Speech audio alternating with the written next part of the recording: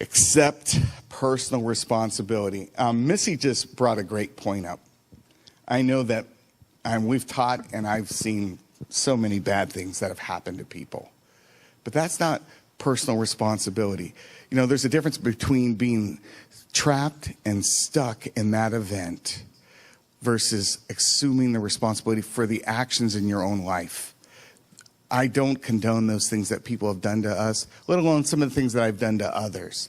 But I've been forgiven just as they have. We've seen the principalities that were behind some of those things, the puppet master.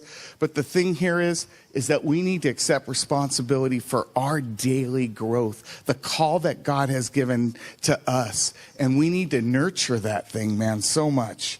Personal responsibility. It's one of those components that we talked about with self-awareness. Truly,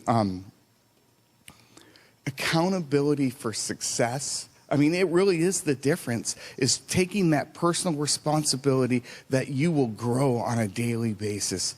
This story, it's called the seed story.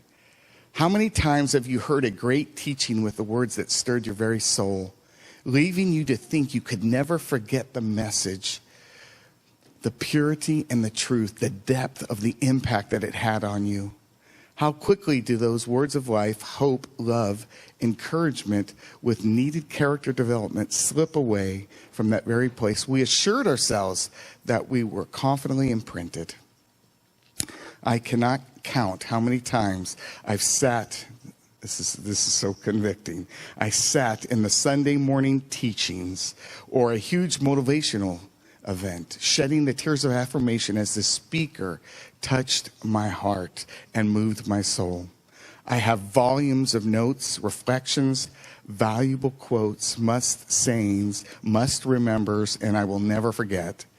Yet when I revisit them, it's like I'm seeing them for the very first time. Is my brain that dense? Perhaps I'm too shallow, or maybe, just maybe, there's another reason. Please indulge me as I liken each pearl of a wisdom to a seed. The seed you have been given is a precious gem, which you are honored to have received. You hold it in your hand and intently examine its color, shape, size. Joy lights up your face as you realize the value of the treasure you are holding. Carefully, you place it in a protective container and set it on the counter away from anything that might damage that precious seed. True to its cruel nature, time moves on and the demands of the day tear you away from that new life awaiting on the counter. As you go, you make a grim promise to come right back to tend to that seed properly, quite content that it's safely hidden out of harm's way. The second hand, though a tiny moment, trudges on, piling up into hours, months, and years. Sometime later, in a spring cleaning madness, you find your precious seed. Although at one point it meant so much, you don't even recognize it now.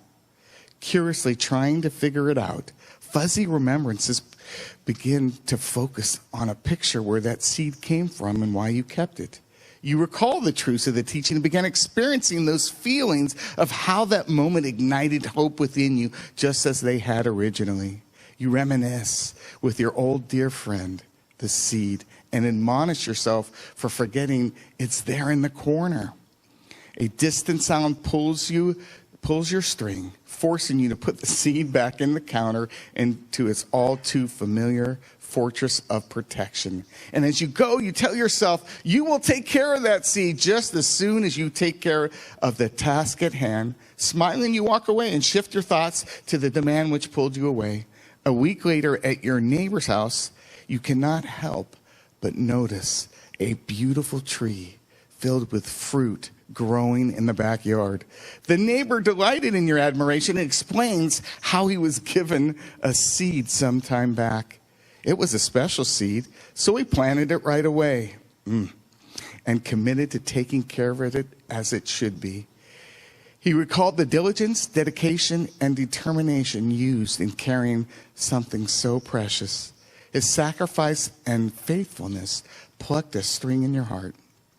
He went on to share how the young sapling began to grow and the priority placed on it to ensure its survival at such a tender and vulnerable stage. twang. And now, after all his hard work, here stands a beautiful seed, a mature tree, providing good fruit for anyone who likes some. You shake his hand, thank him, excuse yourself, and head straight for that dark, safe, forgotten place on your counter.